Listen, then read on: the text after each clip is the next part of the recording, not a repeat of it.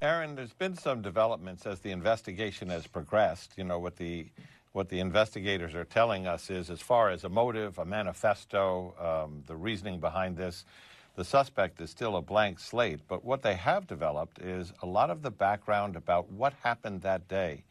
They know that he went to his employer at the nursing home where he works as a dietary specialist before this and said, I need Saturday off. I have something important to do. But he told his coworkers, I'll see you on Sunday. So he changed his days off, presumably for this.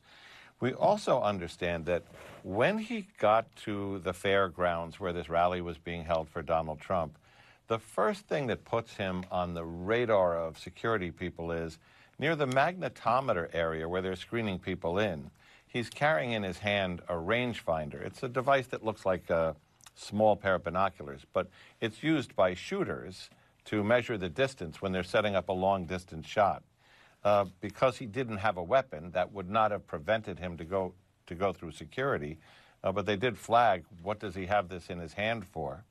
At that point, they told people, keep an eye on this guy, but then he leaves the secure area, the staging area, and he doesn't turn up again for some time until the crowd says there's a guy crawling up the roof and it appears he has a rifle.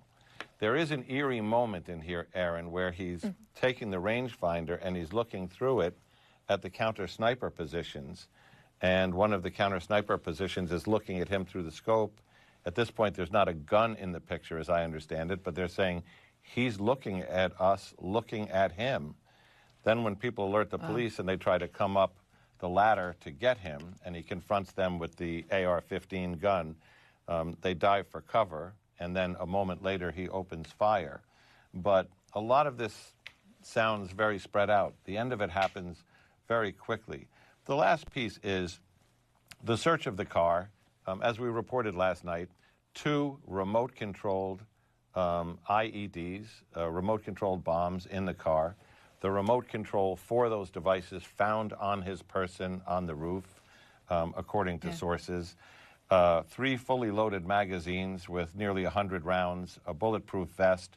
So it raises the question, did he expect to escape from this? And if so, what was all that intended for? What was to happen next? Questions that are still open in the minds of these investigators.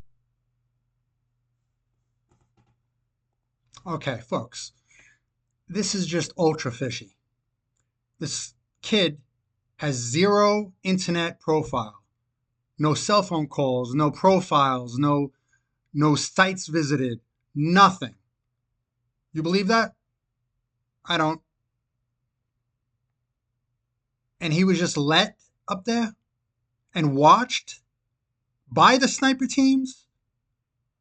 And now the word is that they were ordered to not do anything about it.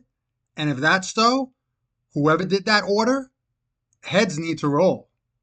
There needs to be an investigation. If we had a real Congress, perhaps we would have a J13 investigation right now, because this is really ridiculous.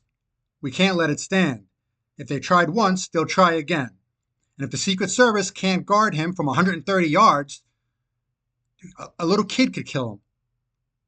President Trump is going to be killed if he doesn't get adequate protection. Just a fact.